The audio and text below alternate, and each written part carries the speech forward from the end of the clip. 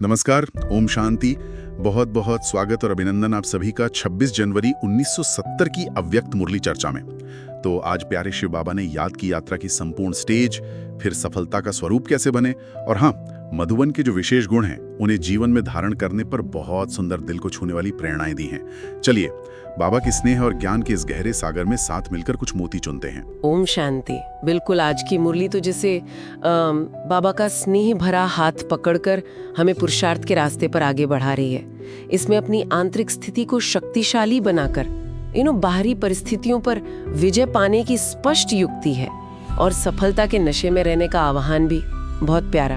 हाँ, और शुरुआत बाबा ने अपनी ही मिसाल से की कि जैसे वे साकार में मेहमान बन के आते थे। हाँ, लोन पर। तो वैसे ही हमें भी इस शरीर में खुद को मेहमान समझना है। ये सुनने में तो सरल लगता है, पर इसका मतलब गहरा अर्थ क्या है? इसका गहरा अर्थ है न्यारापन या कह लें उपराम स्थिति। और ये सिर्फ एक गुण नहीं है। बाबा समझाते हैं ये याद की यात्रा की संपूर्णता की निशानी है। बाबा हमें प्यार से सिखा रहे हैं कि देह में रहते हुए भी इससे डिटैच्ड मतलब अलग महसूस करना। अच्छा, डिटैच्ड। जी, कर्म करते हुए भी कर्मों के बंधन या वो हिसाब किताब से परे रहना, यही है कर्मातीत अवस्था। और बाबा का आश्वासन है, देखिए, कि ये अनुभव अभ्यास से बढ़ता जाएगा धीरे धीरे। तो ये न्यारी अवस्था, ये कर्मातीत स्थिति, ये लक्ष्य हुई। फिर बाबा पूछते हैं कि मधुबन यानी मधुरता के घर से कौन सा विशेष गुण साथ लेकर जाना है। हाँ, और यहाँ बाबा एक बहुत अद्भुत संतुलन की बात करते हैं। वो है अति स्नेही बनना और साथ ही साथ बेहद की वैराग्य वृत्ति।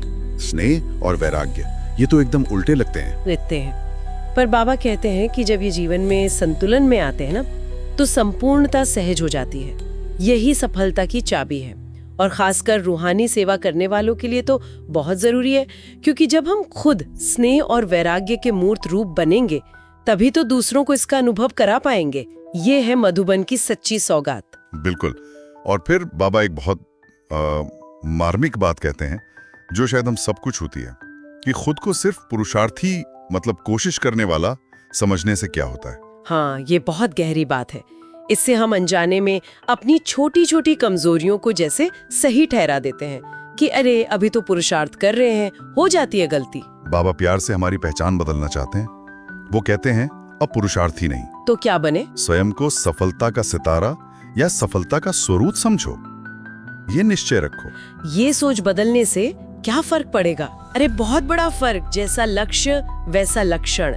जब ये निश्चय पक्का होगा कि मैं मास्टर सर्वशक्तिमान बाप का बच्चा सफलता का सितारा हूँ, तो असफलता का संकल्प भी नहीं आ सकता। बाबा हमें याद दिलाते हैं कि निश्चय ही विजय दिलाता है और संगम युग की प्रारब्ध या कहें भाग्य है ही सफलता। ये बाबा का हमारे प्रति अटूट विश्वास है। देखें, सही कहा, बिल्कुल। लेकिन जीवन में परिस्थितियां तो आती हैं, उनसे कैसे निपटे? हाँ, बाबा कहते हैं परिस्थितियां तो आएंगी, जरूर आएंगी, पर हमारी आंतरिक स्थिति इतनी शक्तिशाली हो कि हम परिस्थितियों को बदल दें, ना कि परिस्थितियां हमारी स्थिति को बदलें। मतलब स्थिति हावी हो जाए परिस्थिति पर। बिल्कुल। परछाई का उदाहरण दिया बाबा ने, कितना सटीक है। उसके पीछे पड़ेंगे तो वो और भागेगी, सामना करेंगे तो या तो साथ चलेगी या पीछे हट जाएगी। यानी हमें रचना के अधीन नहीं, अधिकारी बनना है। एग्जैक्टली, सही कहा। हम रचयिता बाप के बच्चे हैं। जब हमारी स्थिति योग युक्त होगी, शक्तिशाली होगी, तो समय पर सही युक्ति स्वतः टच होगी। बाबा का इशारा है कि ज्ञान की शक्ति से हम अपने आसपास का वायुमंडल तक बदल सकते हैं। तो परिस्थिति क्या चीज है? बाबा ने संगम युग के 2 और अनमोल खजानों का भी जिक्र किया है। कौन से हैं वो? हाँ, वो है संकल्प और समय।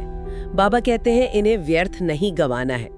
जैसे हम स्थूल धन सोच समझकर खर्च करते हैं ना, हाँ बिल्कुल, वैसे ही इन सूक्ष्म खजानों का मूल्य समझना है। शक्तिशाली पॉजिटिव संकल्प ही तो नई सतयुगी दुनिया की नींव रखते हैं। इसलिए बाबा कहते हैं बीती बातों या कमजोरियों को संकल्प में भी दोहराना बंद करो। जो बीता सो बीता। हाँ बिल्कुल, जो बीता सो बीता। इस मंत्र से आगे बढ़ना है।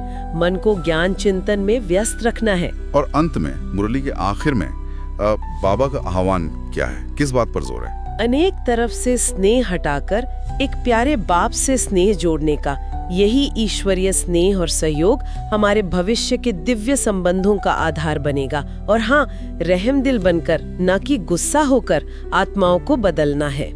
और सबसे बड़ी सेवा, हमारा अपना हर्षित संतुष्ट चेहरा। बाबा कहते हैं यही उन्हें सबसे प्रिय सौगात है। समय तेज है तो पुरुषार्थ भी तीव्र चाहिए, यही कह रहे हैं बाबा। बिल्कुल। ढीलेपन का समय अब गया, अब तीव्र पुरुषार्थ, दृढ़ प्रतिज्ञा करके कमजोरियों को समाप्त करना है।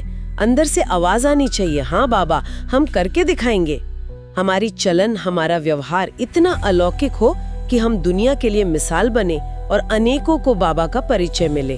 तो आज की मुरली का सार यही है, स्वयं को आत्मा एक मेहमान समझ न्यारा बनना, स्नेह और वैराग्य के संतुलन से सफलता का स्वरूप बनना जी, अपनी शक्तिशाली स्थिति से परिस्थितियों पर विजय पाना और समय तथा संकल्प रूपी खजानों का मूल्य समझ तीव्र पुरुषार्थ करना, यह सब बाबा के गहरे स्नेह और मार्गदर्शन से ही संभव है। कितना सुंदर ज्ञान है सच में। और जाते जाते एक विचार सबके लिए छोड़ जाते हैं। इस ज्ञान यात्रा में परिस्थितियों को अपनी स्थिति पर हावी होने देने के बजाय अपनी शक्तिशाली बाबा की याद से भरी स्थिति से परिस्थितियों को बदलने का कौन सा एक छोटा सा कदम आज उठाया जा सकता है। ओम शांति। ओम शांति।